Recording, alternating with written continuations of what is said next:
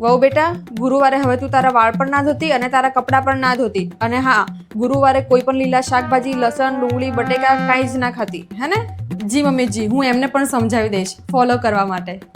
અરે ઘરના છોકરાઓ થોડી કરે આ બધું, ઘરની વહુએ કરવાનું હોય તો જ ઘરમાં સુખ અને શાંતિ આવે. એવું કેમ? ઘરના બધા જ મેમ્બર્સ બરાબર જ હોય. કંઈ નહીં મમ્મીજી, હું તમને મારી રીતે સમજાવીશ.